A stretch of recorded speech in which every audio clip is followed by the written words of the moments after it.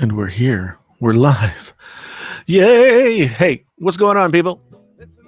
What's going on? I'm just hanging. Thank you, Steven. I'm trying some new things with the intros and that kind of thing. So, yeah, thanks for checking out the intro. They say that having an intro gets more people to the yard more quickly. I don't know.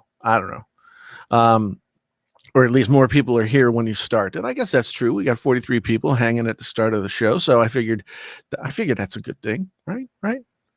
See, now, can I play other music and not have too much of it in the cans? Let's see. I don't know. Oh boy. There we go. So how's everybody doing? I see Doug is here. I see we got Genosis, Frank is here, Technol is here, Sneed Mobile Tech. This I feel like a 70s DJ right now. Hey there, baby. You know how it is. Oh yeah. So this might also make me go to sleep, which I guess wouldn't be a bad thing because I haven't been able to go to sleep recently. I have just been staying up until like 3 a.m. Yeah, I guess this is baby making music. I'm too old for that. Let's see how it's still doing that thing where I can only turn it down. I can only turn it down like one more notch. I need a mixer. My kingdom for a mixer. WNBC, welcome. Vancouver is represented in the house. We got our boy Steve Freeman is here. Bob is here, and yeah. See, Technol, he knows what I was talking about. He knows what I was talking about. I think that there was a popular song that had something like that. Who was that made that song? Was that Rihanna? I don't even know. I don't even know. That's how it is. That's how it goes. That's just the way it is. Andy Wong is here from Hong Kong. Sorry, I didn't mean to rhyme that. That wasn't intentional, but welcome. Good to see you here. Venus Flytrap. Yeah, I see that started to play, and I started to think about WKRP in Cincinnati. As soon as that started to play, I was like, yeah, okay, this is like Venus Flytrap in the evening. I was always a Dr. Johnny Fever fan. Les Nessman on the news and weather. Do any of you know WKRP in Cincinnati? One of the Tech Free needs us here as well. Why does it say a number? Oh, I see. This is the 24-hour number. Kellis, yes, that's right. Milkshake. You know, that's a thinly veiled double entendre, I think. Mikish, good to see you. Gary the Fireman in the house. Lonnie Anderson. Oh, yes. The future Mrs. Burt Reynolds. Turkeys Don't Fly. Oh, man. That show was so good. I think, they're doing all these reboots of shows. Why don't they reboot WKRP in Cincinnati? Except for the fact that there's like no FM radio anymore. Like everybody had to work at Sirius XM or something. So do I like Chromebooks? I do so like my daughter gets a Chromebook. She was given a Chromebook when she started high school. So I think they're good for that for sure.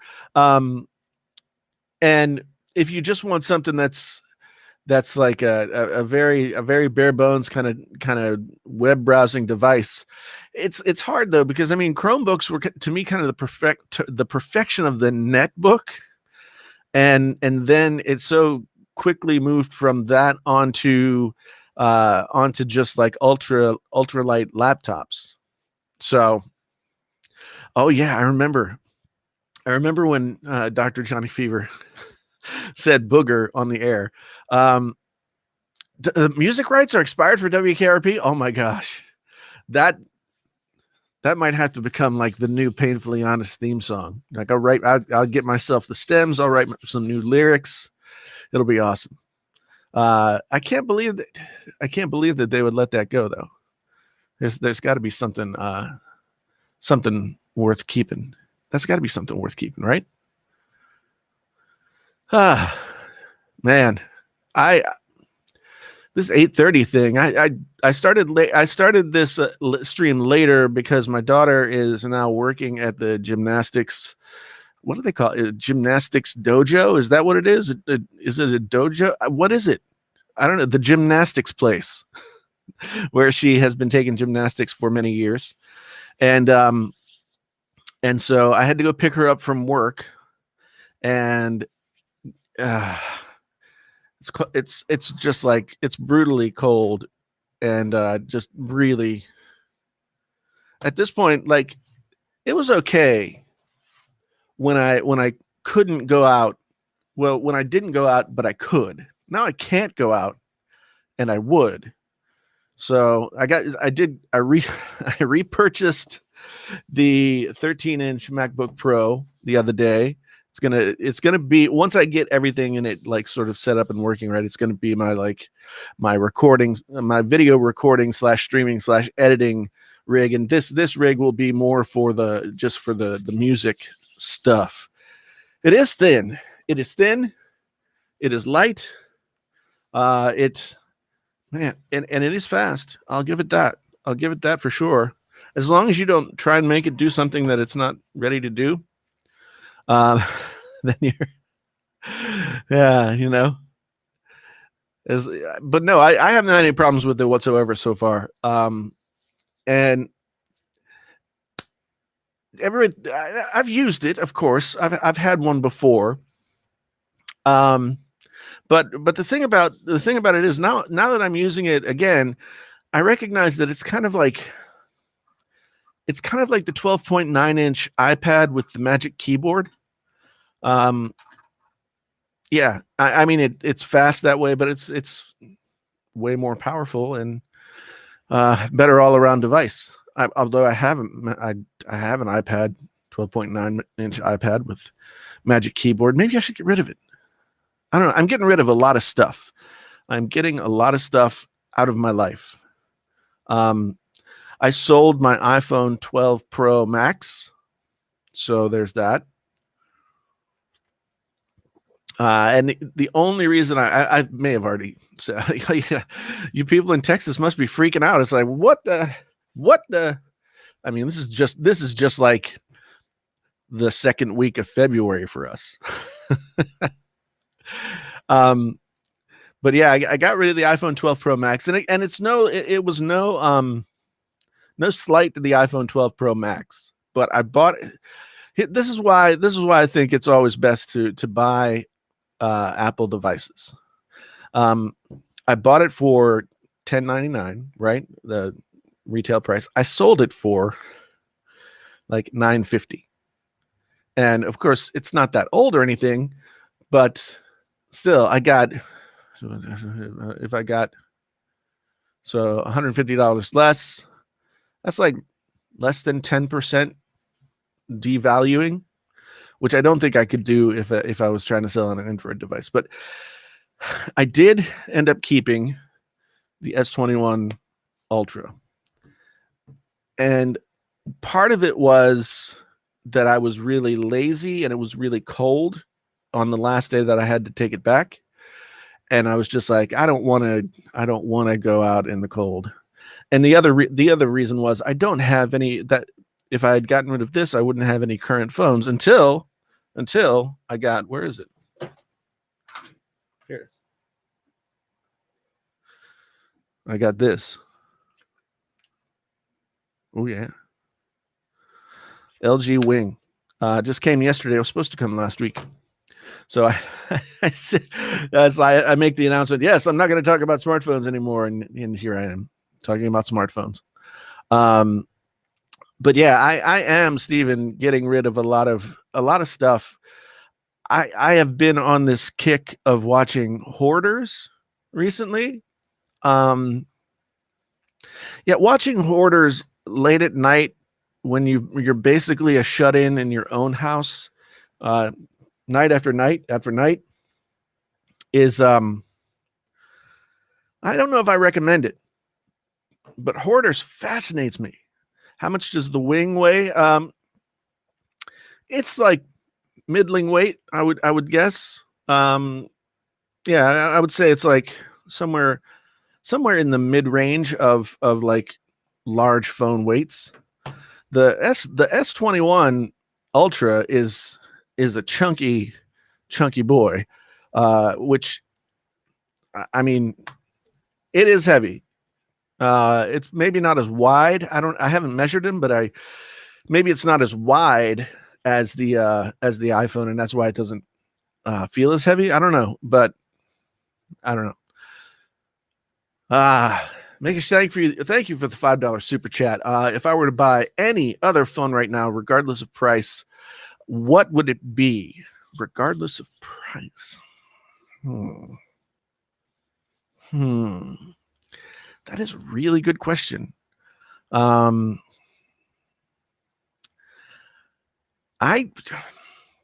can't think of anything. I can't think of a single phone that I would buy right now. I'm sure there will be some phone this year that I would really want. I've already tried the Samsung Galaxy Fold 2. Didn't really love that all that much. I didn't. I always okay. I'm trying to be more reasonable in the way that I say things. I didn't hate it. In fact, I liked it.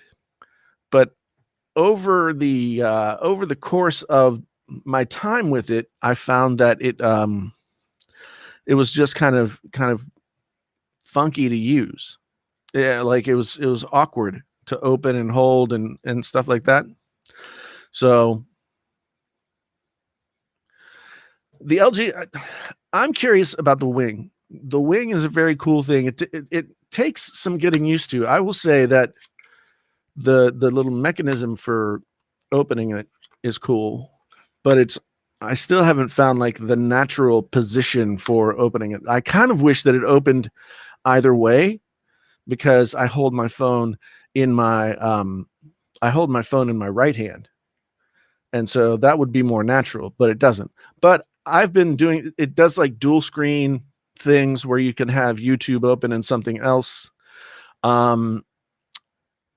But yeah, it's gonna take some trying out to see how I really like it. The TCL phones are really good. I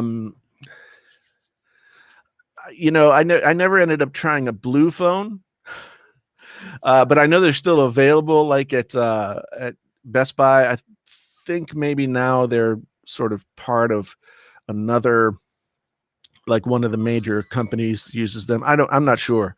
They were kind of like de rigueur at a certain point, and then,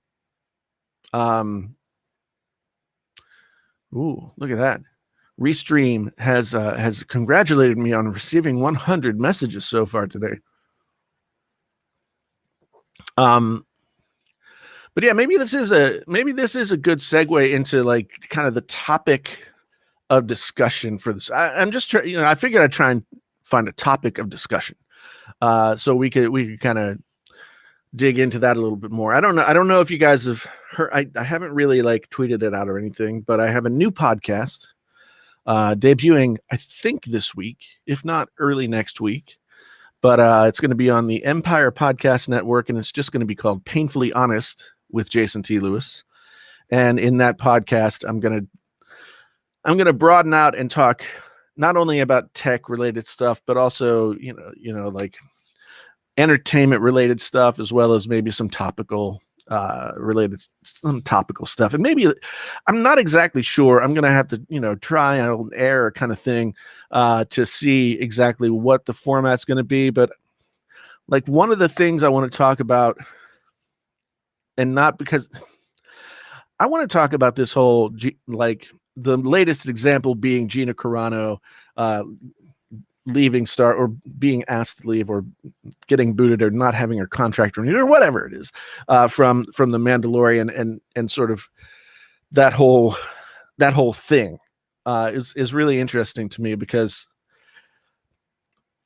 well, I don't want to get into it here because it's heavy, but I do want to get into this question of like why do we care so much about products? I will have to admit that one of the things that really started to drag me down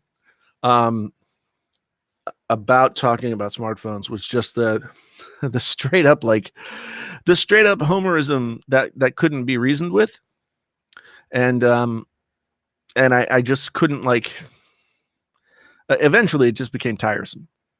Yes, Bob, the new podcast will be available on all of the places, the Spotify's, the Apple Music's, the all the places that you can get the podcast. I think the intro sort of trailer for it is maybe up now. I was gonna send it out today and talk about it, but yeah, today went somewhere.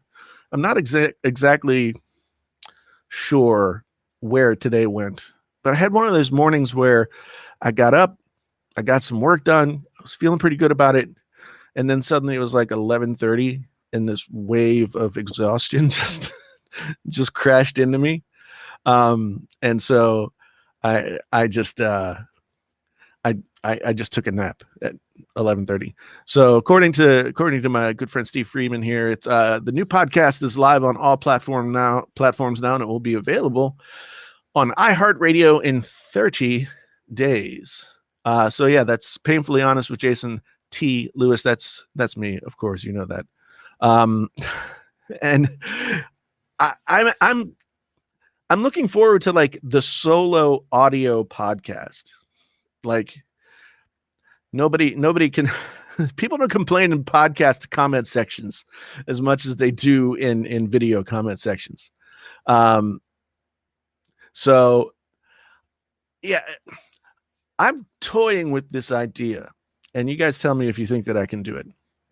I'm thinking about not buying anything other than stuff that's necessary for, well, see, this is the slippery slope. What is necessary for work? I can justify a lot of different things, but I want to go through a year where I don't just like conspicuously consume stuff. I've never done it. And I have to admit that the doing the YouTube thing and getting all the latest phones and grabbing the latest computers whenever they come out and stuff has sort of like skewed my vantage point as to like what normal people do, if that makes any sense. I really just have a hard, it's just going to be like, it's just always that like you've got this new thing and you never settle into just using something. It's like you only wear new shoes, and just as they start to get broken in, then you have to put on a new pair of shoes. Yeah, it's just been weird. And to answer Bob's question, the Painfully Honest Tech podcast, as we were doing it on Tuesday nights, like is just kind of on a hiatus where we've been doing that podcast for 3 years, and I knew that I was gonna be branching out and not talking so much about phones and talking more generally about stuff. And that podcast felt like it had kind of developed into its own thing that was really predicated on the smartphone discussion. And I love those guys. Those guys have been so fantastic. I mean, Zach's been with me for over 3 years, I think, and Viper for a couple of years. And I've really enjoyed doing that show with them. I felt like I needed like a change of vantage point. And so it's like nothing like, oh, this sucks, I got to quit, but it's more just, I just need a fresh perspective. And I didn't want to keep those guys hanging on and thinking like, oh, are we going to do it again or what? So we just kind of put it on the shelf for now. I'm not saying that, we won't do live streams together ever again in some form or another, but but yeah, I think I'm just like the whole schedule for the channel and everything is changing up. So it seemed like time to just, like change everything, if that makes sense. Um, so let me see. I'm trying to catch up with the chat here. I saw that somebody asked about pixels, and here's the thing. Like, I think that with the pixel is a great example of how we can start to look at smartphones in a different way. Like, it's been so much about the flagship phones and so much about all the latest specs, and the bigger the better, the better, the faster, the more megapixels and all that kind of stuff. Year after year after year, it's another feature that everybody must have. But the thing is, like, if you look at the Pixel, I mean, it's got a fantastic camera. It's not in any way like a quote unquote special phone, but it's a very good phone. And I think Google has found some kind of crowd that is buying the Pixels. I think the 3A and the 4A were really great ideas for them to get into a market, a segment of the market that really none of the big players had gotten into yet. So, is it worth buying a refurbished iPhone 11 Pro Max for $850 instead of the 12? What storage does this one have? That's it. So that's what I'm wondering too. It might be too much if it's just base storage, but if it's not, then maybe. And yeah, 5G is not anything to get super excited about. And by the time faster 5G service is more available, if it's 64 gigs, I would not do it. I would not go $850 for that, because the base storage for the new iPhones is like 128, isn't it? Yeah, so I wouldn't go there. The 12 Pro, something like that. I remember the Pixel 4. I remember when they introduced this, like when the Pixel 4 came out, and they had the phone call the hair salon and like make an appointment.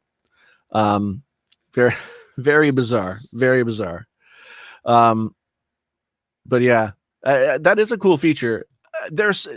That's another thing. There are so many features in all of these devices that we have that I never use. Like, I want to try and get to the features that I don't use in a device, like the ones that take you a little while to get to, and I just haven't, because I'm always having the latest thing. I'm not getting there. Draftsman, good evening to you. Good to see you. Good to see you. Yeah, everything's going well so far. I'm man, I'm really tired, and I don't have any good reason to be. Like, I'm coming, so I'm officially off of my break. This beginning of this week was the end of break time, and I kind of had to figure out some stuff about how I was going to work with the channel and what the channel was going to be all about. I have a video coming out tomorrow that is kind of like a channel update, and maybe like sort of more of a philosophical statement about how I'm going to approach the channel from now on. Because yeah, things had to change. Shelly, good to see you. Thank you for stopping in. My main phone at the moment, I mean, I've been using the S21 Ultra. My SIM is in the S21 Ultra right now, but I just got this LG Wing yesterday, so I'm going to put my SIM in that for a while. Look at that. See, -5 degrees is just is just, it's insulting. But I suppose you have to take what you got to take.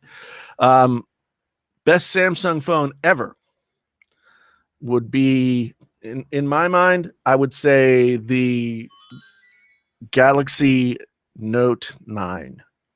That would to me, that was when Samsung perfected the form factor, the features, etc., good battery life, all that kind of thing, and it just kind of all started to work. That's for me when Samsung really got everything right. I mean, really, the Note 7 was a really, really, really good phone. I wonder how we would think of the Note 7 now if we'd been able to use it for a full year or two. And yeah, I wonder if we wouldn't remember it as fondly, or if we would remember it as fondly. Shelly, how'd you get in the wrong account? Because it said Shelly saves the day, didn't it? I'm confused. -5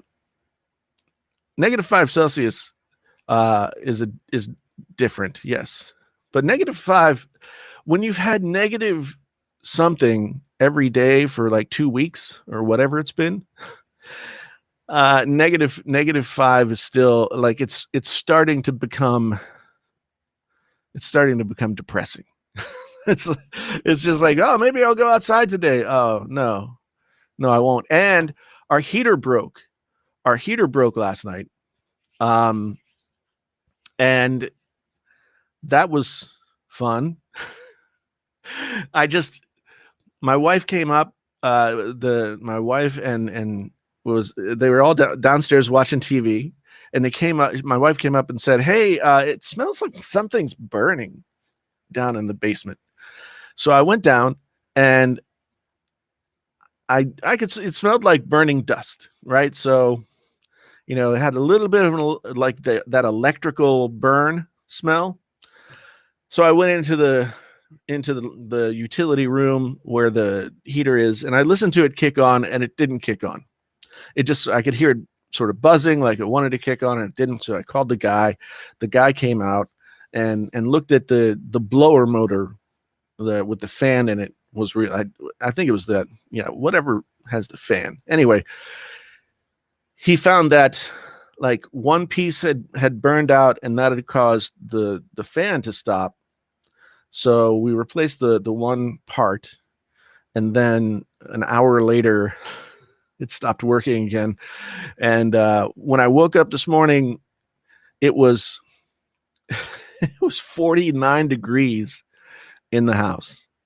I definitely did not want to get out of bed. It was 49 degrees in the house.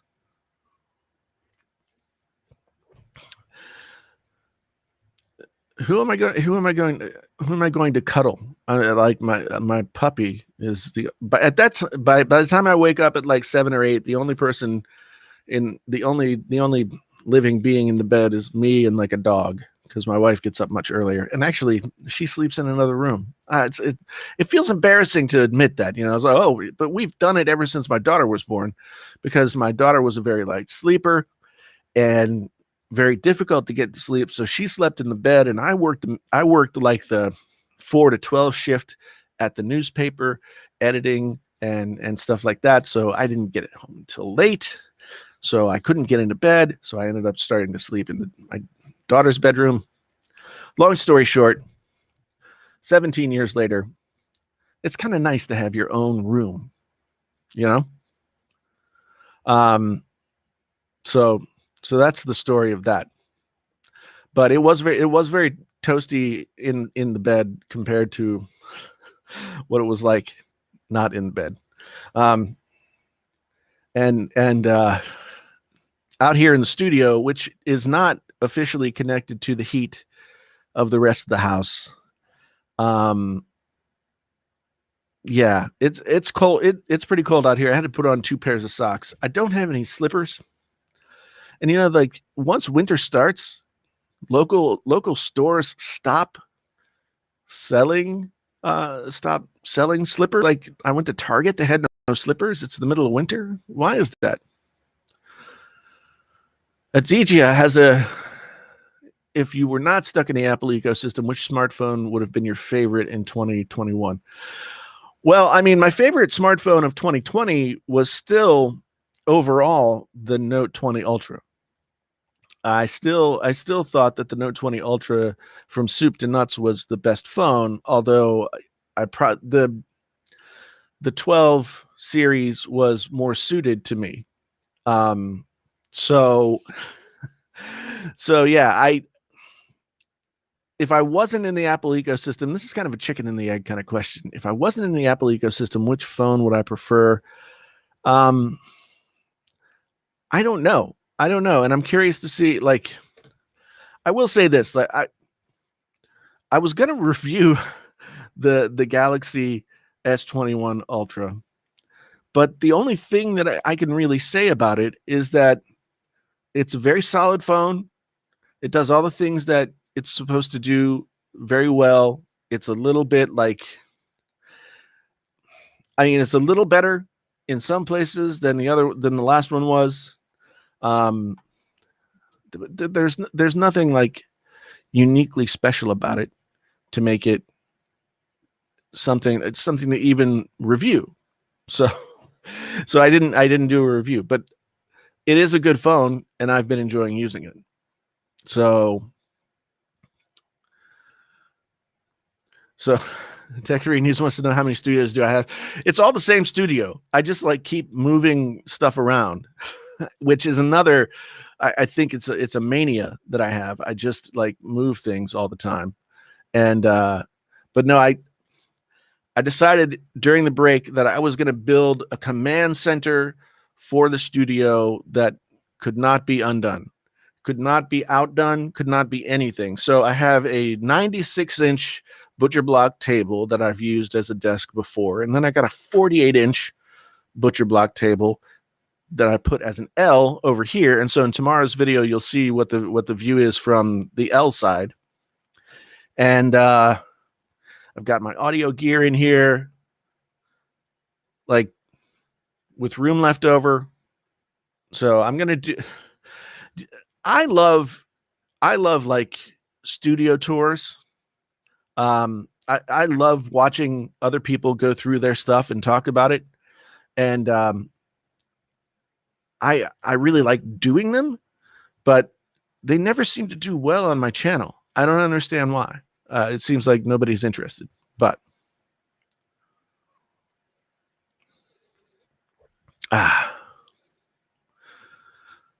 but one thing I will say about the Apple ecosystem is right now, I don't know if it's a new update. I don't know if it's what it is, but the Apple TV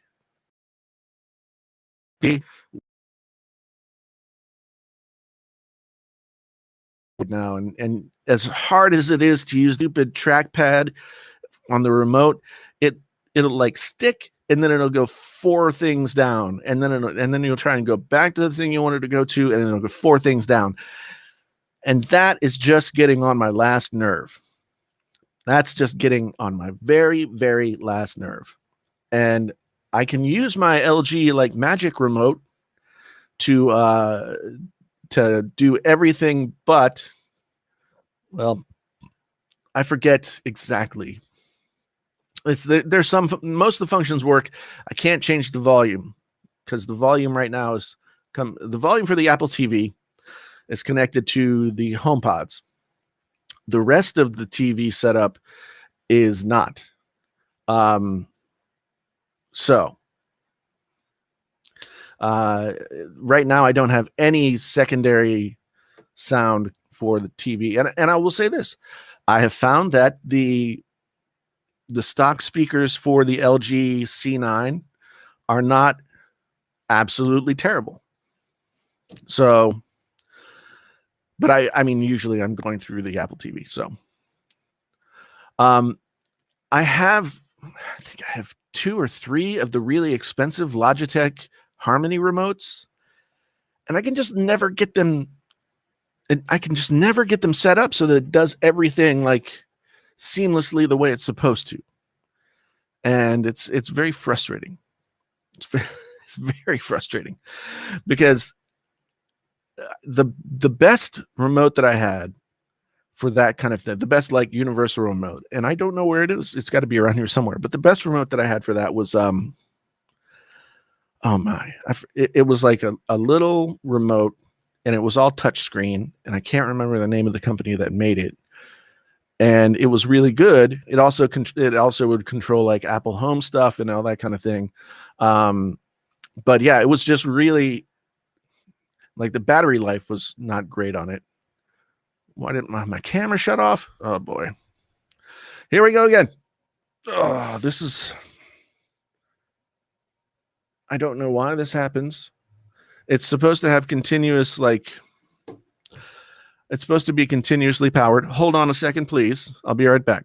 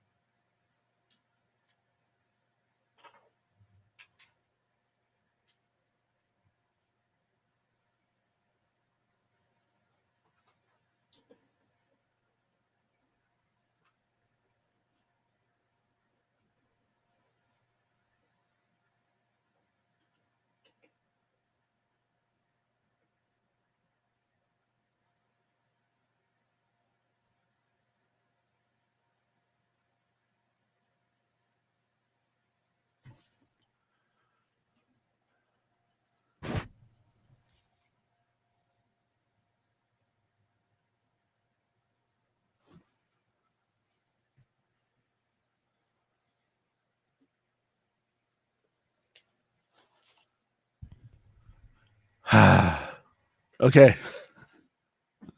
Oh my gosh. So I'm trying to use this Sony ZV-1, which is a really great little camera. Battery life, not good. And it's supposed to charge the battery while it's plugged into the computer being used as a webcam. But for some reason, it is not. It is not doing that. And it is very frustrating because I don't want to have a giant camera here. You know what I mean? So, what were we discussing? So,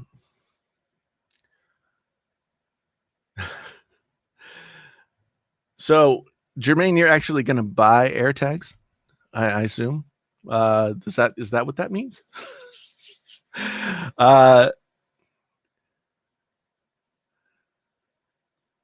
So wait a minute. Let me catch up here.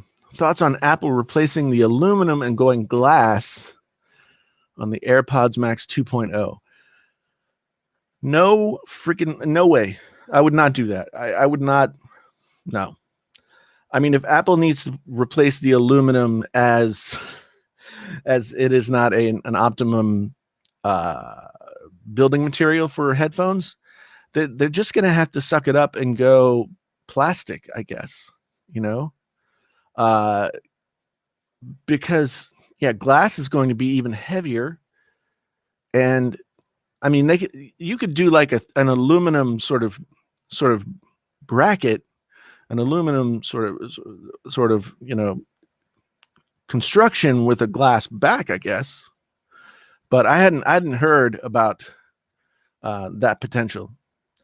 I mean, once the AirPods got themselves the right update, I've been using them and they are still really good. Like if if you're using your iPhone, if you're using your iPad, if you're using your MacBook, your whatever, I mean, there was one guy who got really, really mad when I said that handoff worked pretty well.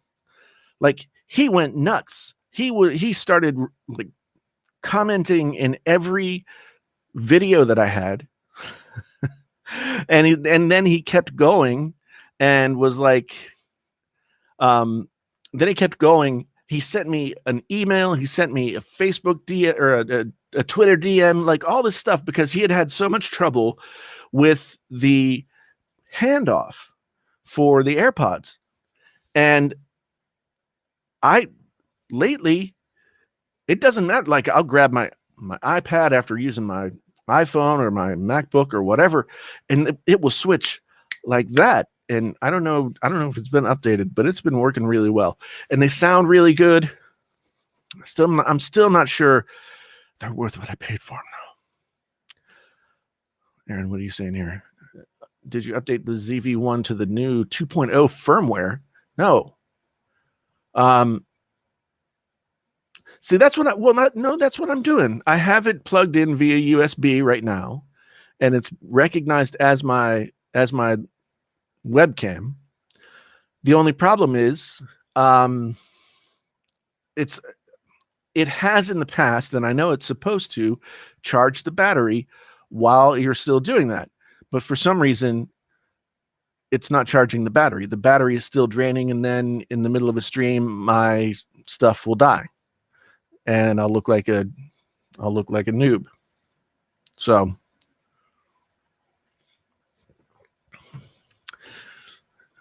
Aditya, a lot of people like the XM4s.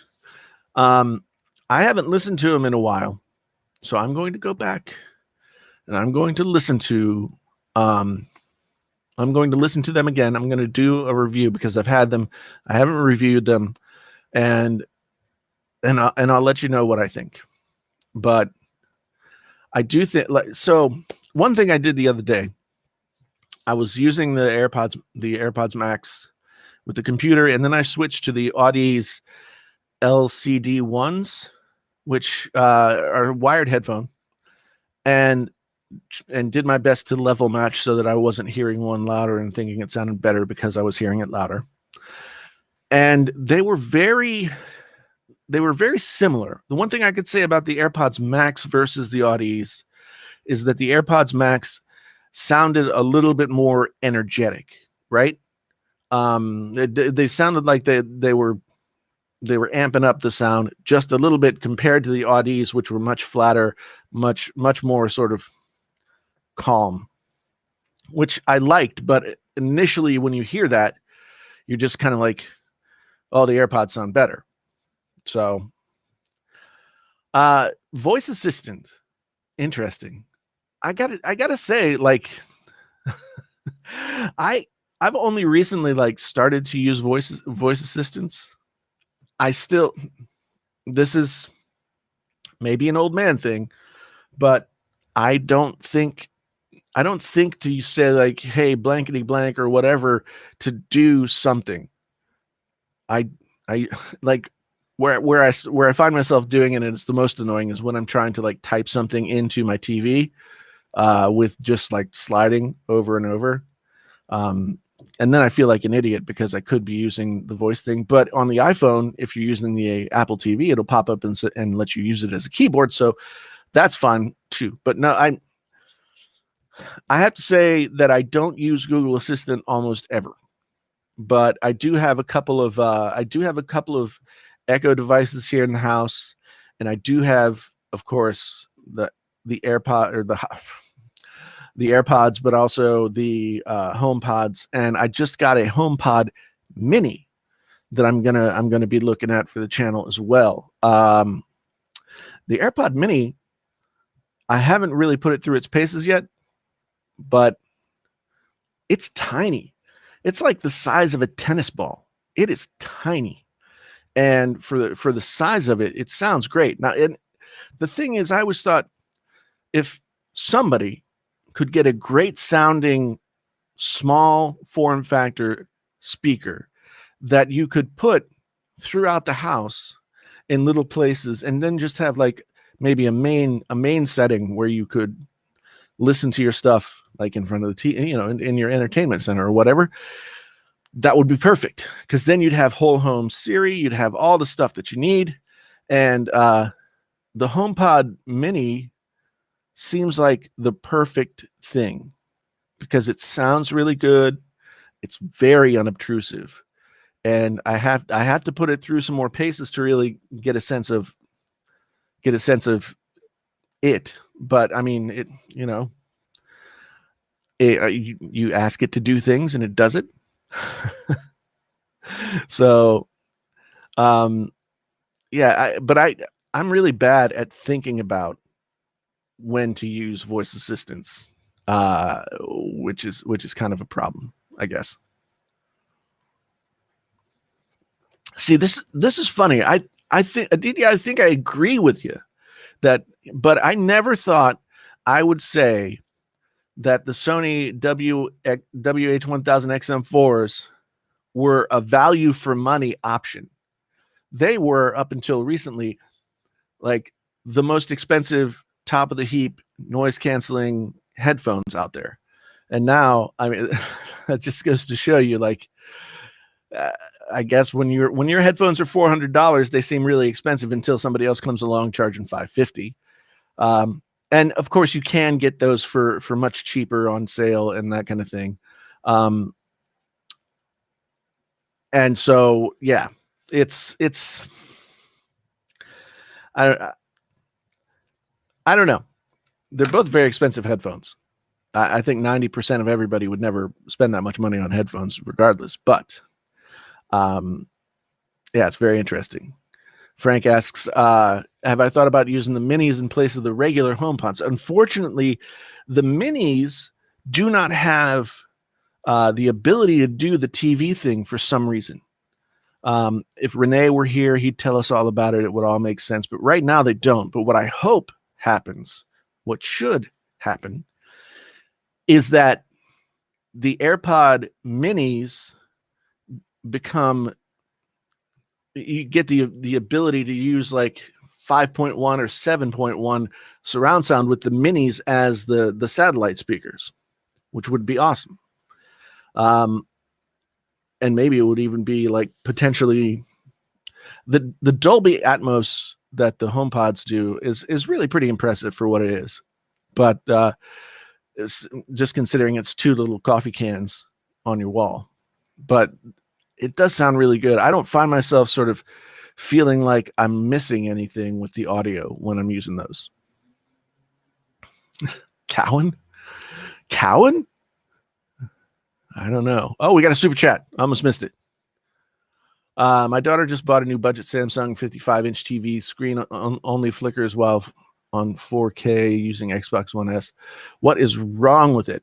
It might be the HDMI cable that you have. Either that's where I would look first.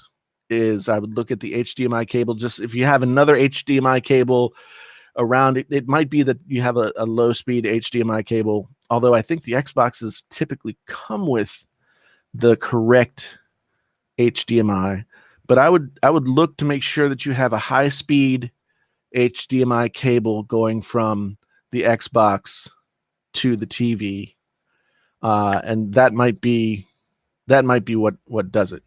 So that would be my first place to look. J-Rock, thank you for the $5 super chat. Appreciate it, man. Set of speakers for your living room. What kind of speaker? What do you want to do? Do you want separates? Do you want an all-in-one? Do you want a sound bar? Do you want something else? No problem, J-Rock. Thank you, man. I've got a local hookup for some Paradigm, stuff, new Paradigm stuff, as well as the other brand that Paradigm is partnered. It's like their other brand. I can't remember the name of it. Anyway, so this guy is supposedly going to get me some new Paradigm stuff. How do you send a super chat? I think it's pretty well. See, I'm looking at this through Restream and their streaming window that gives me the chat, but I don't see like the YouTube part. But I think there's a super chat button somewhere close by. A Paradigm and Energy. Yeah, that's what it is. My first really good set of speakers back in the day were Paradigms. Back, this was 1989. We still had a stereo store on the main drag of the downtown, and they are Canadian speakers. You're right. And so I wish I had kept them. I gave them to my really good friend David, who was a guitar player in my band when I lived in New York. I bet you he's still using them. Those things were so good. Yeah. Those things were so good. And of course I paid for them with like student loan money, but Paradigm speakers are not as they don't get as much props as I think they deserve. I just got done talking about the HomePod Mini, Aditya. I have one that I'm checking out right now. So did Ace ever answer about his speakers, what he's looking for? Not yet. Dollar symbol to the right of the text box. Okay, thank you. So, yeah. What else are we talking about? So, I never know. It's like, should I come up with a topic to talk about, or should I just talk about whatever? And left to my own devices, it seems like I'll talk about whatever. So that's always good. Klipsch and JBL are both amazing speakers. You can get some really amazing speakers from Klipsch. I mean, even the ones that I have, the ones that Best Buy sells. In fact, I have both sets. I have the 6-inch and the 8-inch tower speakers that Best Buy sells, and they're both really good. Now you can get the sort of upgraded model of those from Klipsch, and those are even better. If you can get yourself into like the Klipsch Forte, I think a pair of Klipsch Fortes are like $4,000. But Klipsch makes some incredible high-end speakers, and JBL as well. I mean, the JBL L100s are just incredible. But again, they're kind of like, I think they're like $3,000 a pair. So Nakamichi is to me like a blast from the past name. Nakamichi was like, you wanted a Nakamichi tape deck back in the day, but I haven't seen anything that they've done since. But I know the name is still around. I think another company might have bought the name. Don't want a bunch of wires. Well, if you don't want a bunch of wires, I mean, you can always check out that Enclave system that I did a review on, or a setup on. That sounded really good, and all you have to do is like plug in each speaker, so there's not like long wires. It's all on its own wireless network. So you could always check that out. And they're good. They're kind of expensive, but. And yeah, NAD was always my favorite. NAD and Marantz were both my favorite sort of introductory level hi-fi system. Like, if you get an integrated amp or something like that, they were always my favorite entry levels. And I mean, you say entry level, and most of it's about the price, but a lot of them still sound really good regardless of the price paid. What are you using 50-foot XLR cables for, Trinosis? Did I miss something? So yeah, in terms of like Sonos Beam and stuff like that, I have a Sonos Beam in our upstairs, more kind of like formal living. It's not really formal, but it's like you don't want big pieces of electronics taking up all the space and stuff.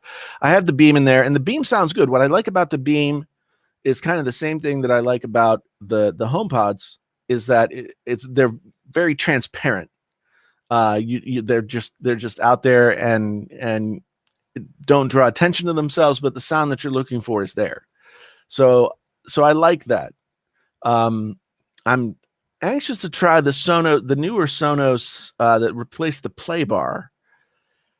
And for some reason I'm blanking on the name of that as well, but it's like never in stock anywhere. So Sonos Beam versus 2 HomePods, I would say 2 HomePods, because the HomePods have impressive bass for what they are.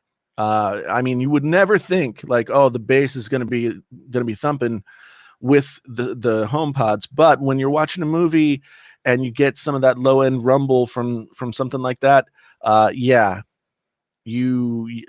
HomePods really do have the bass without a sub, and the Beam isn't bad, but for movie watching, if you're somebody who likes to feel the bass, the Beam is not going to get you there. The HomePods are going to get you closer, but to get that kind of bass, you really got to go separates, or at least have a sub. Making French onion soup, man. I used to love a French onion soup. I wish I could get to Toronto. Sonos Arc, yeah, that's the one. That's the new one, and I want to try it just out of curiosity. Now that Apple has the HomePods plus, the regular HomePods plus the minis, like my like whole home audio game is moving toward that. So I'm kind of divesting myself of the Sonos. So I don't know if I'd want to get one to keep, but I definitely want to check it out. Yes, the IKEA speakers are made by Sonos, and they're pretty cool. I wanted to buy some when I drove to IKEA in like outside of Chicago in Naperville, and that's like a 3-hour-ish drive. I drove up there and bought some stuff to make a desk out of, and IKEA. I wanted an IKEA setup like all the other YouTubers, but I just couldn't. I couldn't hack it. I can't do the super clean. Every time I try and make a clean desk setup where it looks like nobody's ever sat there before, and it's like on a most of these desk setups look like they're out on the showroom floor or something. All of a sudden, like the surface is just covered with stuff. I can't do it. Aditya, have a good evening, man. I will. You gotta. There's no sleep in college. What are you, crazy? There's no sleep in college. Danny, it took me a second to remember what you were talking about. I was like, why is Danny telling me there's BO smell in his house? That's weird. But I got it. So desk arm for your Rode NT USB microphone. Now, most people would say the Rode PSA 1. And that's a good desk arm. No lie. I like it a lot. I have one that's right over there, and I still use it. However, it is a scissor arm, which means it has like the two arms, and they sort of pinch together at different times when you're using it. And I've pinched my fingers enough. This is the Blue Compass. It's just a big thick bar, and it has this channel to hide the mic cables all the way down. And it's not as easy to move around fluidly as the PSA 1, but it stays right in front of my face no matter what. So I tend to like this one. They're both the same price, around $100. So but I wouldn't get a cheaper one. Nobody's made a cheaper one that's worth not paying the extra money for. How much coffee do I have in my cup? Feels like, I don't know, maybe another like third of this. This is like one 16-ounce coffee cup. And so I filled it up before, and I'm just sipping on it, which is probably a bad idea since, as I said before, I'm having trouble going to sleep. But sometimes you just need coffee. I needed to, like, my father-in-law always does this, and I can never understand how he could do it. But I took coffee from this morning. I've gotten really lazy with my coffee. I'm just doing like drip coffee right now. I took some that was left over from this morning, and I put it in a cup, and I put it in the microwave, and then I put it in this mug. And I could have put it in for another minute because it's warm, but it's not hot. Stephen, I'm going to be covering microphones, interfaces, accessories for all that kind of stuff, for sure. In fact, I just reached out to Shure Microphones yesterday to ask if they would send me the M7V, the new USB version of the SM7B.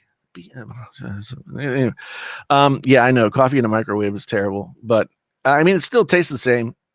At least it's not from yesterday. My father-in-law will drink coffee from like 2 days before. He'll just pour it in, and yeah. So I use Cafe Bustelo, which is a very good, I guess it's sort of like an espresso sort of grind. It's very fine, very tasty. It's better in like a French press, but I don't got no time for that. But yeah, I'm going to be covering all kinds of microphone stuff. Like the one thing that I haven't done as much with this channel is take some of the knowledge and experience that I have with a lot of this gear and used it to try and like help people build their setups and that kind of thing. So that's one thing that I really want to do is get into how people are, how to help people put together setups that are going to work right for them. I think a lot of times, a lot of the videos that I watch are terrible when it comes to audio gear. I can't even imagine trying, with no knowledge of audio gear, trying to figure out how to buy audio gear given the kinds of reviews that are out there. There are people, of course, Podcastage is fantastic, and you can take anything that Podcastage says about a mic or an interface or anything like that to the bank, without a doubt. And then Harris Heller does pretty good with like USB streaming related stuff. There are other people that do good stuff, but 9 times out of 10, if you want a review of an audio interface, you're going to get like some dude who just bought it and he's in a band and maybe he thinks he wants to start a YouTube channel. So he's going to start his YouTube channel by unboxing the audio interface. And that's like the last time he ever shows up on YouTube. And it's terrible. It's terrible. So I want to do more in-depth, like sort of the theoretical, like how and why you need this to do this. Anyway, you guys are still talking about coffee, and I'm talking about microphones. But yeah, it's good stuff. It's good stuff. I've been spending all this, like I have a calendar. I put videos on it. And then I woke up this morning. I was like, this doesn't make any sense. So then I don't know. I don't know what I'm going to do. I'm just going to go with the flow. I really like reviewing stuff is kind of, there's something about reviewing things that's really frustrating, because when you review stuff, it's really, there's only, I don't know, a YouTube review has sort of become a standardized thing. And yes, there are people who do their own thing and they do it really well. There are people who do it on a high level. There's lots of good people out there who do YouTube reviews. But I kind of want just more of an organic, like, not just here's me like doing a quasi advertisement for this product, so much as like, here's me talking about this product, how it works, why it works, what scenario it would work in, that kind of thing. I don't know if that makes any sense, but I would. It's funny you would say that, Ace, because I kind of would prefer to just do the live streams. If I could just do live streams all the time and make money, then I probably would. But I don't know. I don't know if I can do that. I am kind of burned out on the sort of sit down video, the standard uploaded YouTube type video. Although I would like to do YouTube videos that aren't like, crank it out and spit it out and move on to the next one. But if I were to do that, that would mean I'd make 3 or 4 videos a week or a month. And I don't know if I don't know if I can do that.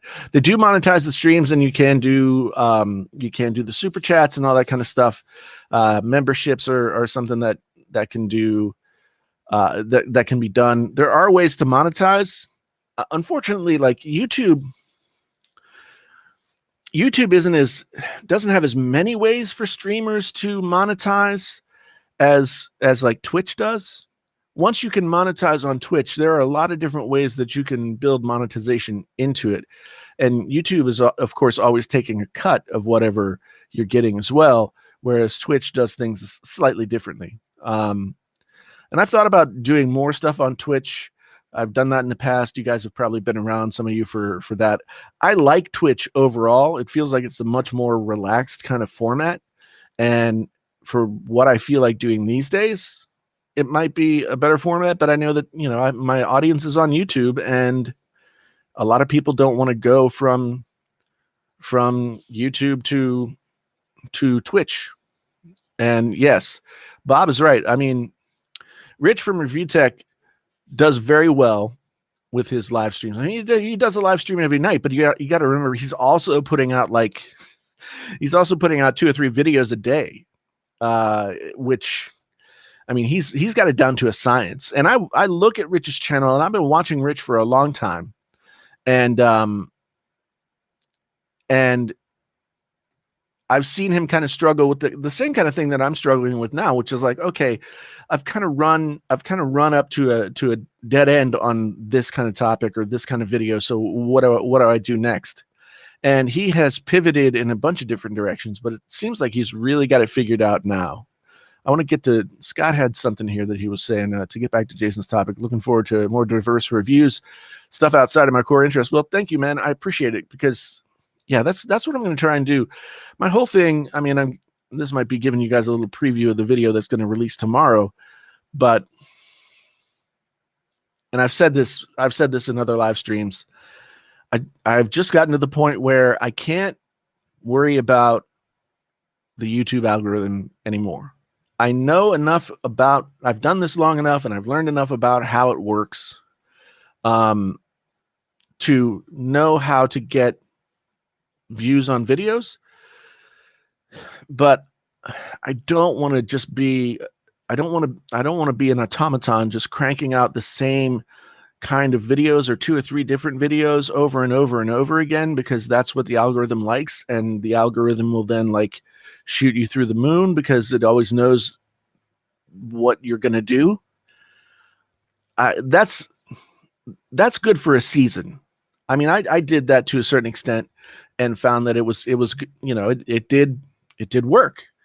But when I got to the end of that run where, all I was doing was sort of like sort of drama videos, I guess. There was just like I was left with I was left with nothing much. I had to rebuild. Or I can't be one of those people.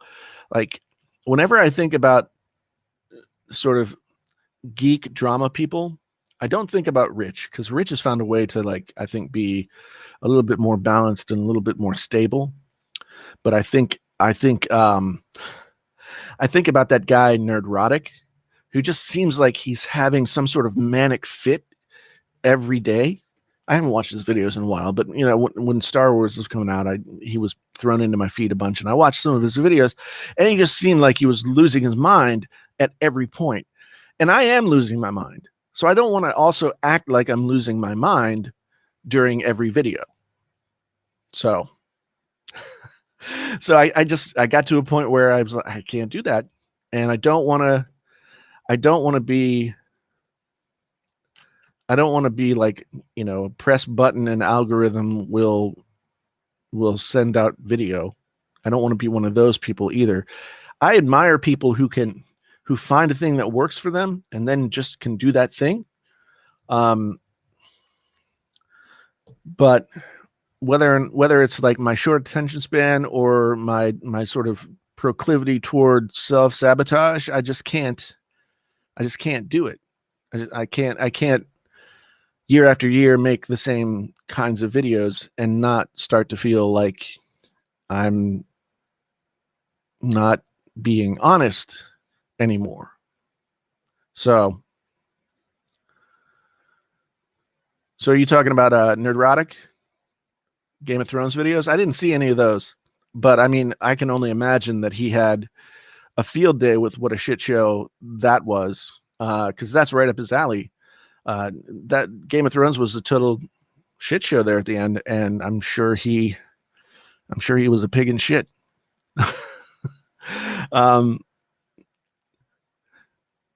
Yeah, I don't know. Twitch to me is I don't know if anybody's going to win the live streaming wars, but I feel like, and I was talking to my friend Steve about this earlier, I feel like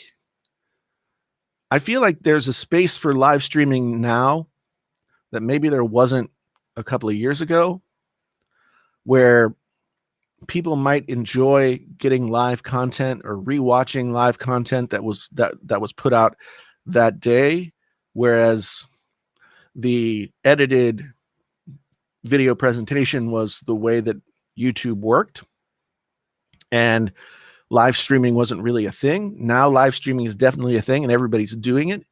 So maybe now there's an opportunity to have the live stream be more of a mainstream kind of content. I mean, there are people that do it. You've got your Steven Crowders of the world and all that kind of stuff. So there are people that definitely do it, and Rich from Review Tech does his nightly streams as well.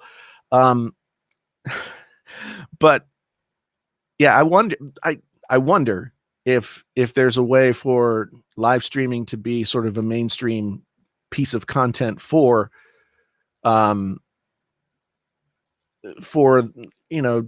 something that isn't like as topical as politics or something like that. Jermaine, what are you saying here? Jason made a prank channel and pranked other tech YouTubers. Oh yeah, I see that would work, but that would be amazing actually. But I don't know, man. I feel like I just don't want to make people. This was the problem. This is what I always knew would happen. Once I sort of, the channel started to grow, there was going to come a time when I got into a more personal relationship with a lot of the other tech YouTubers that are out there in the world. I would meet them, we would talk one way or the other, and that would skew my vantage point on being able to do things like Can You Trust? Because it's the same thing that I talk about when I talk about when I talk about having a relationship with a company has the potential to screw with your ability to effectively review a product. So it's kind of the same thing when you get to know these people when you get to know people on a personal level, then it's hard to have that distance where you really, I mean, I don't know, maybe I'm just a bully and I want to take my shots from a distance as opposed to like right in somebody's face. I'm not sure.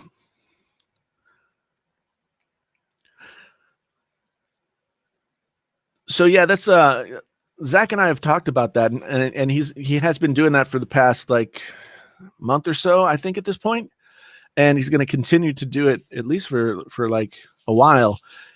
And it's something that I feel should work. I mean, if you look at, say, Lou and the Lou Later show, I actually don't know if it's actually a show. I don't know if he does a live show anymore or not. I haven't paid attention, but there are always those clips, and those clips are always really interesting. Just little things that he pulls out. And of course, Joe Rogan does it. And there's plenty of people who do it. The benefit that Lou or Joe Rogan or somebody like that has is that, I mean, they have millions of people watching them. And so it's kind of easier for them to make content. Gary Vee was big about this. Gary Vee would always talk about how it's not about, making individual pieces of content. It's about like taking an overall thing and chopping it up into other content. And he was really good at that. But I also get the sense that Gary Vee kind of, I don't know if he burned out or if he just like moved on to something else. I don't think he does that kind of like, multi pieces of content every single day. And he had a staff. He had like a staff of people that were shooting, that were editing, that were like, doing all those things. So it was kind of, and Lou also has people who are editing his stuff as well. And so it just feels to me like it would be easier if you had other people to offload stuff to. And of course I could get other people to offload stuff to. And I could start to do that. But yeah, I mean, I really like the idea of individual content pulled from longer live streams. I just haven't, I didn't do it enough with the Painfully Honest Tech podcast to know how well it would work or not. And that's part of my problem is sometimes I'll try things, and if they don't work right away, then I'm like, oh, this sucks, and I'll stop doing it. Lou has gotten too big for your liking. Yeah, I haven't, I'll be honest. I haven't watched Lou like organically, like watched one of his videos in a long time. And part of it is that he has become a meme of himself. Like now he's just going through the motions. How often can you do like he's got two or three moves in his thumbnails. He's got like the face palm. He's got, standing way back from something and sticking his arm out. And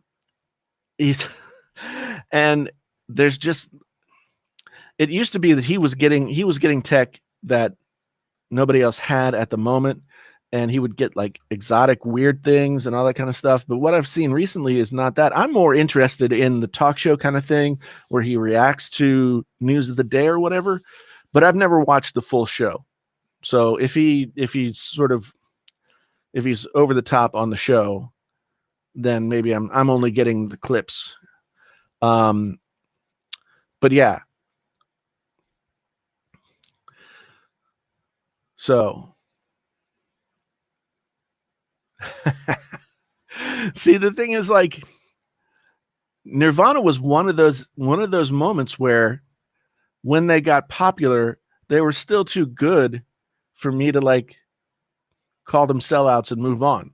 Because I feel like they were good enough to get the recognition that they got, like that. Nevermind was, I probably told this before. Like, I remember the summer before it came out, somebody from the radio station at the university made a dub of an advanced copy, and everybody had it eventually. And it was at every party. Everybody was listening to it in their cars, like, and it was unbelievable. It was so good. And when the only thing that you'd heard from Nirvana was Bleach, which was kind of okay, but I mean, it was a good record, but they sounded like other Seattle bands at that time. And then Nevermind comes out, and yeah, it still sounds like that Seattle grunge kind of thing, but it's also like much more melodic and involved, and that record was so good. I couldn't leave them for dead after they succeeded. So yeah, I and I've told the story about how I was supposed to go see them in Pittsburgh, like when they had just started the Nevermind tour, but before the record had come out, and lost a $20 bill and couldn't go.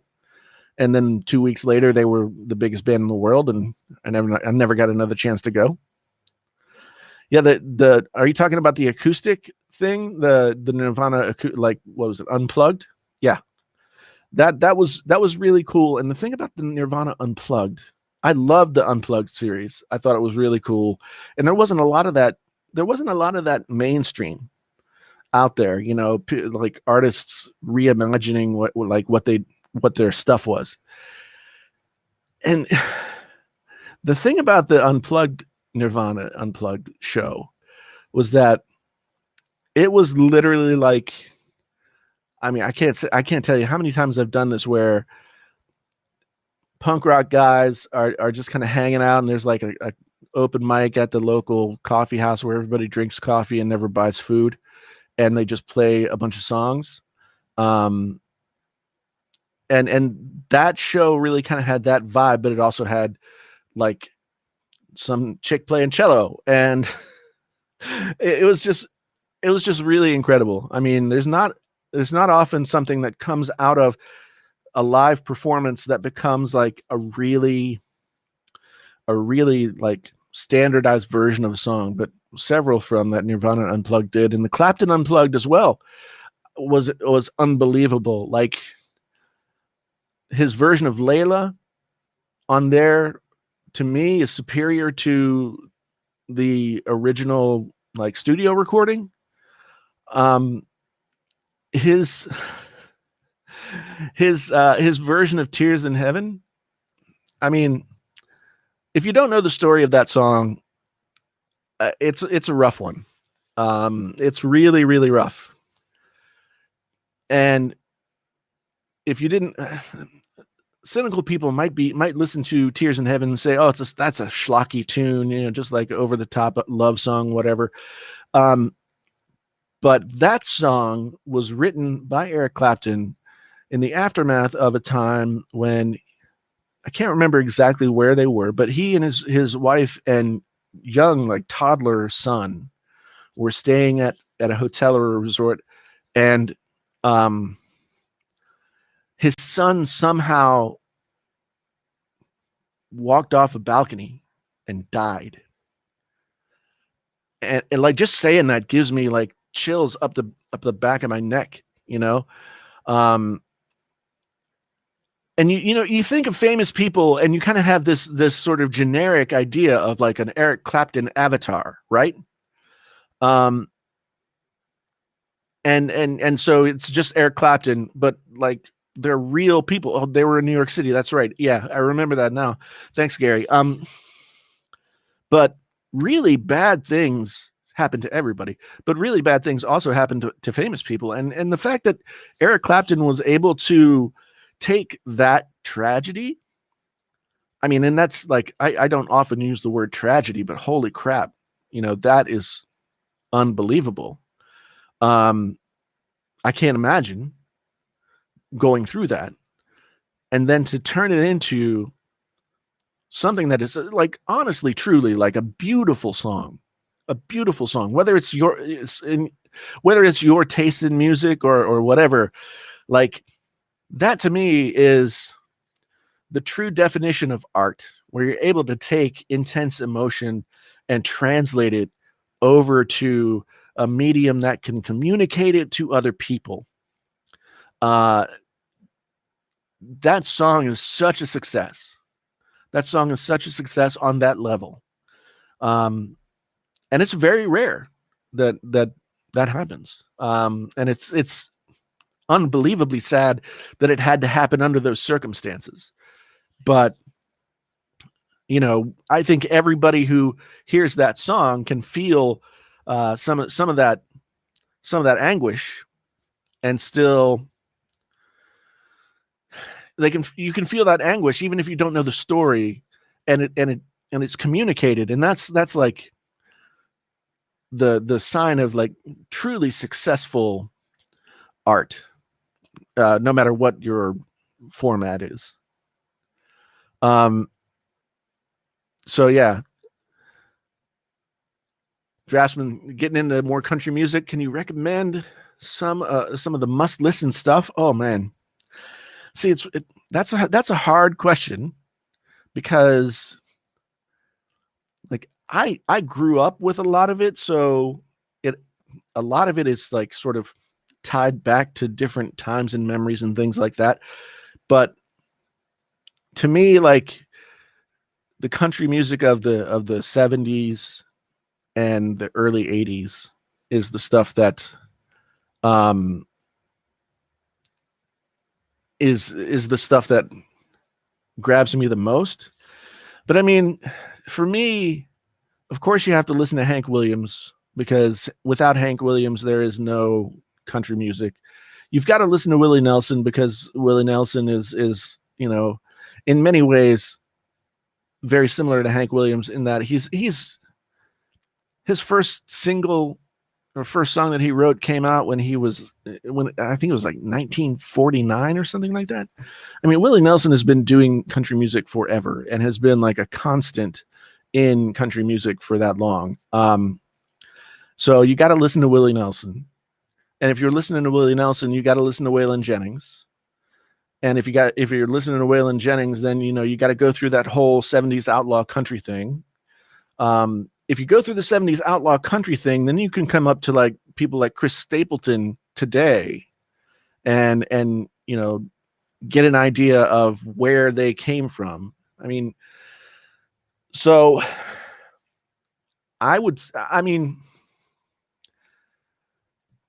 there's so many different like facets of country music, because country music has really always been something that can sort of change its shape and become something that people want to hear.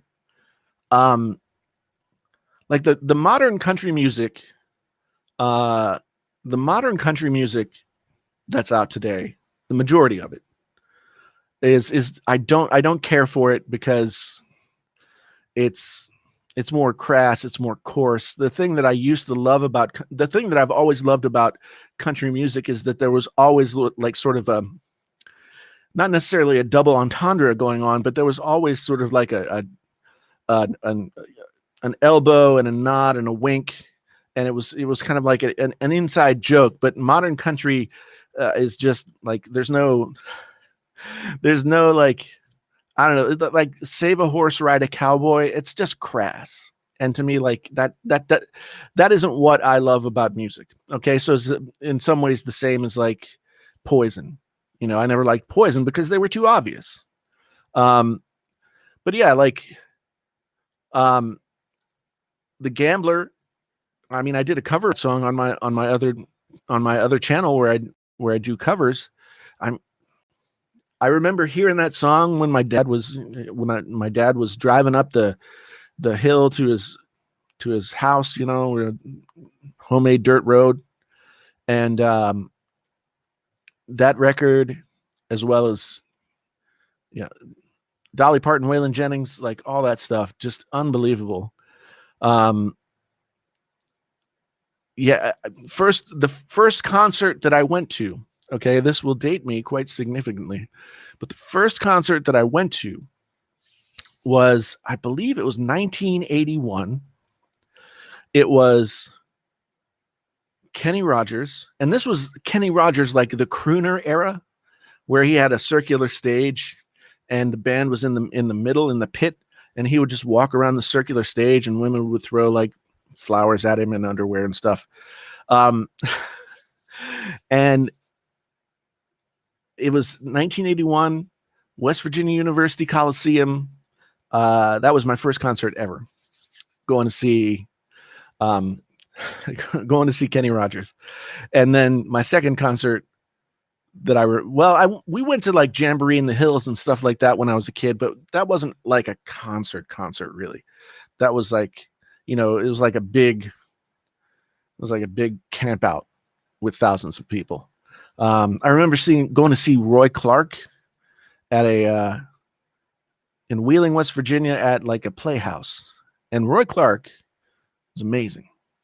One of the best instrumentalists ever.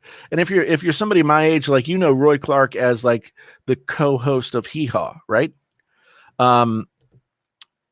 Along with Buck Owens, Buck Owens is like somebody, if you want to listen to country music, if you want to get to know country music a little bit, like, you have to go listen to the Buck Owens stuff of the 60s. You have to go listen to that stuff. And I mean, it's just such a different vibe. And then from there you get Dwight Yoakam, and, from the outlaw stuff, you get Steve Earle, and Steve Earle sort of takes it in a much more rock and roll way. But then from the Texas tradition, you get your Lyle Lovitz, but Bob Wills and the Playboys, all the way back to there. It's just, there's so much to country music. And I remember they call it countrypolitan. So that was like Glenn Campbell and a lot of other artists who were having these like crossover hits that were kind of like softer. It was kind of like yacht rock, but country. You guys know yacht rock, like Michael McDonald and the Doobie Brothers and stuff like that. Christopher Cross, probably the poster boy for yacht rock. And so, but Glenn Campbell, another person to listen to. Glenn Campbell was unbelievable. The songs that he sang, a lot of them are Jimmy Webb songs, but he had such an amazing voice. As an instrumentalist, he was incredible. Like, just go to YouTube and just put in Glenn Campbell guitar solo, and then prepare to get like 15 videos that just absolutely destroy your mind. He was that good. And I mean, you can do the same thing with like Jimmy Reed. Everybody of a certain age knows Jimmy Reed as the sidekick of Burt Reynolds in the Smokey and the Bandit movies, right? But man, that guy is probably one of the best guitar players to ever walk the face of the earth. And it's, if you listen to his song Guitar Man, yeah, and Lee's right. Glenn Campbell played on Beach Boys records when he was a teenager. Yeah, Jerry Reed, man. I think I might have said Jimmy, but I meant Jerry Reed. That guy is incredible. Just listen to his song Guitar Man. Well, that's how he pronounced it, Guitar Man. I think Elvis covered it later on, but yeah, just unbelievably good stuff. There's some stuff that just doesn't play as well in the modern era, but then like there's stuff like Tanya Tucker, who there's just something to her voice, and Loretta Lynn, and we've already talked about Dolly Parton. I watched a video of Dolly Parton watching videos of like people on YouTube covering her songs. Like some people covering 9 to 5, some people covering Jolene, some people covering a lot of the songs that were popular in the 70s and early 80s. And she was the most gracious person about, I mean, the people were good. I mean, don't get me wrong, but she was so gracious about watching these things and talking and like sort of breaking down what they were doing and talking about how much she liked it and why. It was really incredible. When You're Hot is a great song. Oh man, those story songs of the 70s were just unbelievable.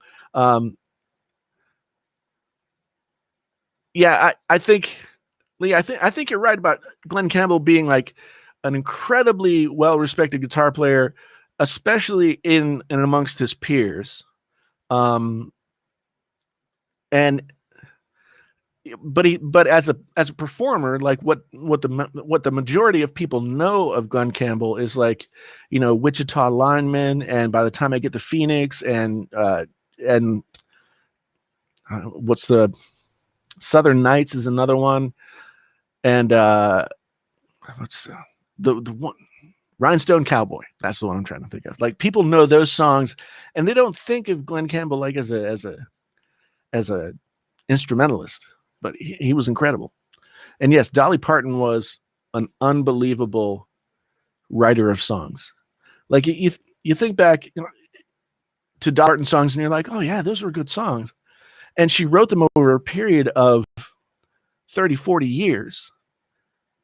And you think like, okay, Dolly Parton, she became notorious in the sense that people knew Dolly Parton for a reason in the 70s and 80s because of like just how she looked. But she was an incredible singer, just like unbelievable singer. She wrote Jolene, she wrote 9 to 5, she wrote like all of those songs that are incredibly well known and popular, that some people might not think, oh, she would have written those. I mean, there was sort of a bias back in the day that like women weren't songwriters, they were performers. I mean, that's, at least from my standpoint, growing up in that era, I feel like there was a bias. And like Dolly Parton will go down in history as like one of the most accomplished songwriters and singers. And her voice is unbelievable. If you listen to And I Will Always Love You, the song that Whitney Houston, of course, made like unbelievably famous and had one of the biggest hits ever with. But you listen to that song, which is also on the same record as Jolene. Imagine having like those two songs like just as bookends of the record that you made when I think she was 20 something. It's it's just incredible. It's just incredible. And of course, I go down these rabbit holes and just talk about this stuff, but it helps me remember stuff. It helps me remember stuff that I've been passionate about for a long time. And one of the things that I want to do either a podcast episode about or do a video about is whether or not music streaming services ruined music. and I think for like music streaming has been around now for long enough that there's an entire, yes, and Dolly Parton is Miley Cyrus's godmother. That is absolutely true. But there's an entire, maybe even a generation and a half now that learn to listen to music through streaming services, right? And it's, I don't know, it's not the same experience that I had when I was a kid with the randomness of the radio or going out and finding a record or whatever, and sitting down and listening to that record. Like you didn't get to do the thing which everybody does now, where it's like, oh, I don't feel like listening to this song, and you just like skip past it. And sometimes you got to listen to a song that you might not appreciate at first, but after a few listens, you kind of come up to a different understanding or feeling about it. And I don't know if people have that experience anymore. Anyway, I'm going to do a whole show about that. But Mikish, thank you for the $5 super chat. Very, very appreciated. Scott's in the house. So Def Leppard just released their streaming rights recently. So had they not allowed their stuff to be streamed before, Def Leppard is like a guilty 80s pleasure for me now. Like, of course I was a music snob back in the day, and I didn't like them because they were popular, but nostalgia can, sort of Vaseline over the lens of snobbery quite a bit. And so, when you look at Photograph, just like all the hits that came off that record, that's something we don't get anymore. Like, so when Fleetwood Mac released Rumors, I think there are 10 songs on that record, and 8 of them were like top 10 hits, which is incredible. And nobody, like, these days, it's not the same experience. And that's not, I don't know if I can say that it's better or worse. It's just different than what I experienced and what I came to appreciate about the way music was packaged and sold in that other era. But I mean, I listened to The Weeknd at the Super Bowl, and I'm like, these are really good songs, but the way that it's put together is just like short attention span theater. I'm just like, how many songs did he get through in 15 minutes? You know what I mean? Which, of course, the Super Bowl does all the time, but there's something about giving yourself, it's like reading a book, giving yourself the time and permission to like clear everything out of your space and just listen to a record, or sit down and read a book.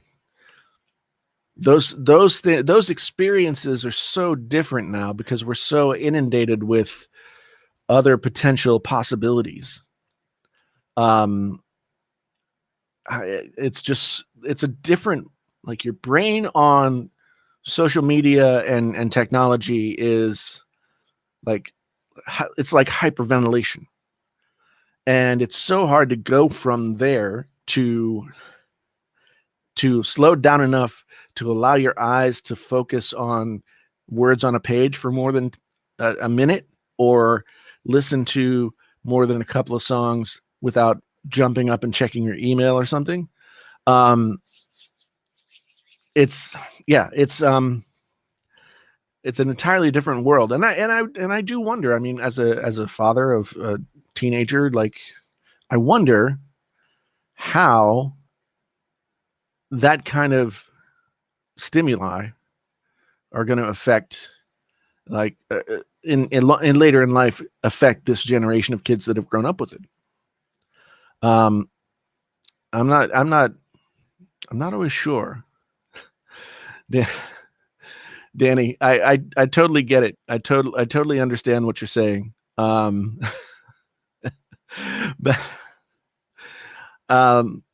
yeah, there are a couple of records that I am highly influenced by certain kinds of memories. But yeah, it's really, I don't know. These are the kinds of things I love to talk about. And it seems like when I do these solo live streams, I just all of a sudden like start to just like free associate and just go off on whatever, which I am prone to do. So if you give me an open mic and an unlimited amount of time, I guess that's what's going to happen. But yeah, I agree. I think it's important. Like, one thing that I've wanted to do is to be very, very aware of the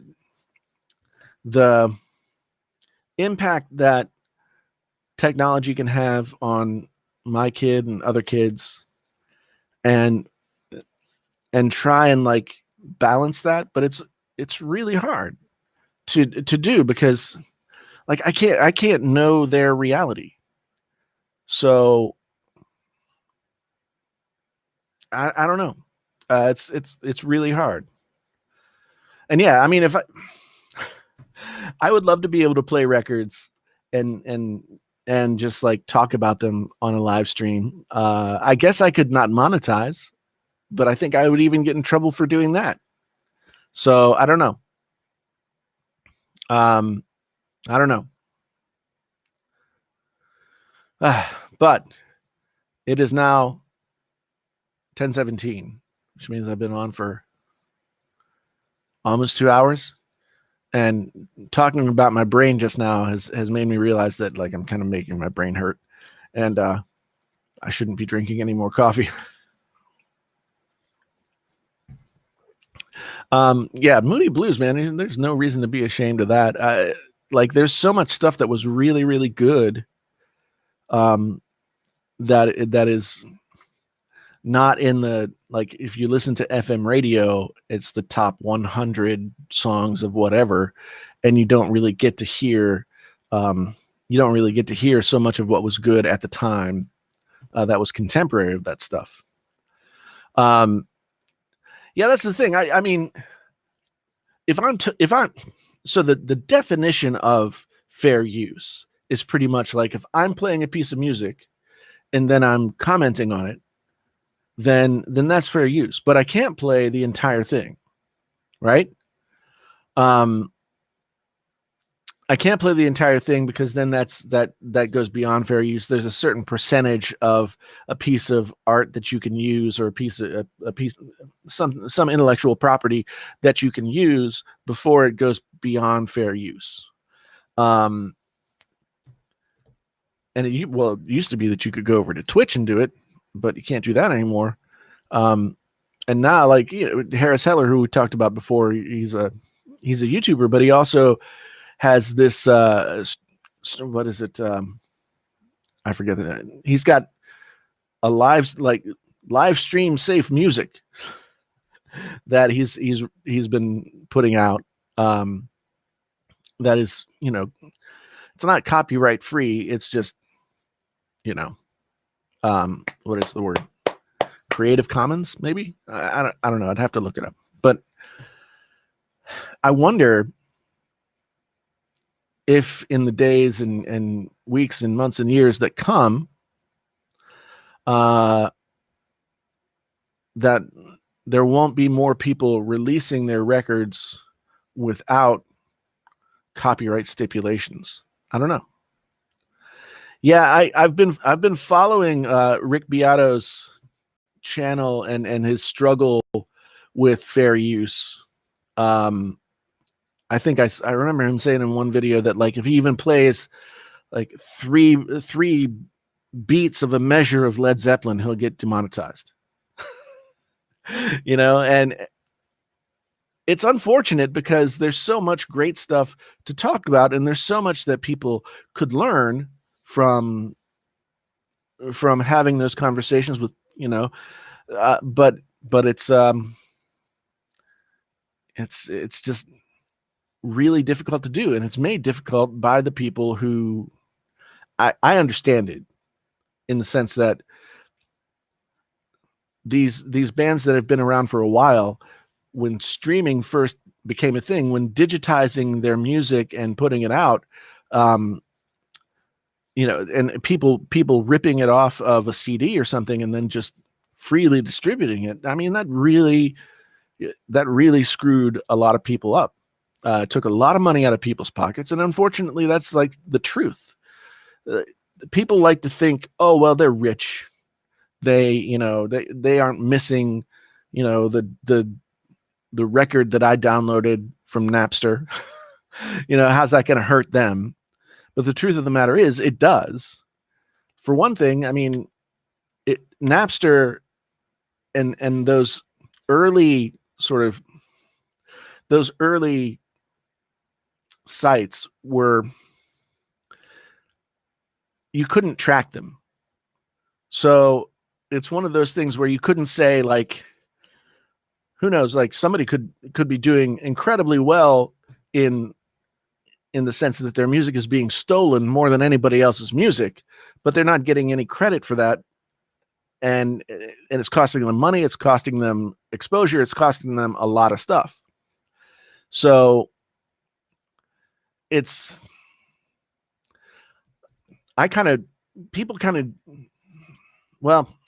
whenever I talk about streaming in its early days in the mid 90s and stuff, there are a lot of people younger than me who think, oh, it's, not that, what's the big deal? But it was a big deal. Like it definitely affected my ability to continue to grow my business to the point where I was able to make a living as a musician, because if there's not as much money coming in to the record labels because they're not selling as much product, because a lot of product is being stolen, then there's not as much money to spend on things that aren't guaranteed sales.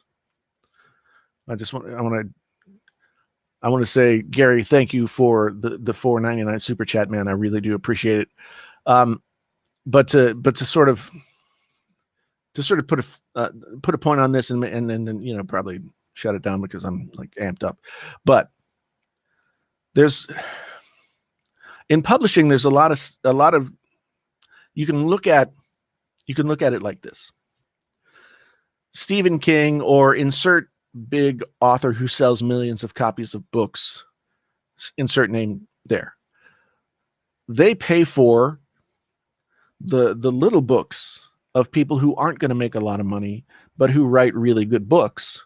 Like, they're subsidized by those big things that get put out there. And so it's the same thing with like Led Zeppelin catalog sales will subsidize a record label's ability to go downstream and find like artists that aren't as obviously mainstream and develop them. I mean, the REO Speedwagon didn't have a hit until their 5th album. Okay? Like, they were allowed to make album after album, sort of finding their way, touring and building their following and that kind of thing.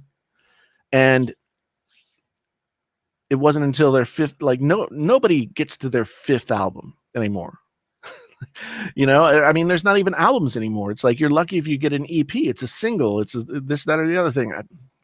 I'm not trying to be like I'm not trying to be old man shaking fist at the sky. But it is different. And Lee, the thing about streaming, and it's hard to go into without like going into a bunch of detail, but people don't get paid.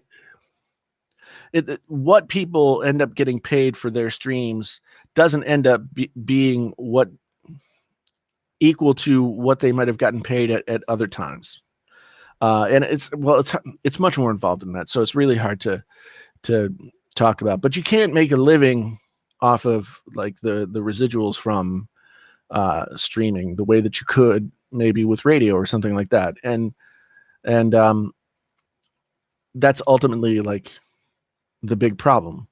I think, I forget, of course, I always forget people's names, but the guy who was the lead singer of Camper Van Beethoven wrote an article that explained how streaming music really was really sort of cratering artists' ability to make a living with their music. And so I'll try and find that article and maybe post it on Twitter or something like that. But yeah, it's a different kind of game. I mean, as Scott says, that there are the overhead costs of making a record.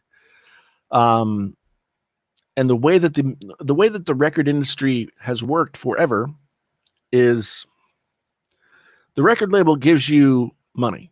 And with that money, you go to the studio and you pay a producer, you pay for the studio time, you pay for, all the different things that you need. And a lot of times it ends up being very expensive. So then you put the record out. And when you put the record out, you would think like, oh, okay, So now I've put the record out, and the record label is going to start making their money back for what they loaned me. But here's the little twist. You start paying your record label back for that no interest loan, but still, like, well, really it works out to be like 70% interest out of the 10% that you get for each record sale. So like back in the days of the CDs, if you sold 1,000 CDs, you got 10%. I'm just using round numbers, 10% of that money. And out of that 10%, you were paying back the record label for the, $100,000 that they gave you to make the record, while the record label was taking the rest. And it's so that there were just a lot of ways that record companies made money hand over fist from artists who could barely, make ends meet. And it's only like the very select few who ever get to a place where, that they tip over the edge. There are many more ways to make money with music now than there used to be. And that's good. But, you kind of have to be savvy and think, I'm not going to say outside the box, but you have to be very savvy about like, where is the money and how can I get to it? So anyway, but that's a big conversation for another time. And, now it's been 2 hours. So I'm going to, drink some water and, regret the fact that I drank coffee during the stream and stay up watching Hoarders until probably 3 a.m. But you guys, thank you so much for being here. Thanks for hanging out. I really do appreciate it. I appreciate these streams. I appreciate you people hanging out. So thanks again so much for being here once again. My name is Jason, and this is the Painfully Honest Tech channel, where we kind of, Emmett Rhodes. I love Emmett Rhodes. We lost him last year. We'll talk about Emmett Rhodes in another time. But until then, my name is Jason, sometimes known as the JTL, Painfully Honest Tech. Tech so honest it hurts. Until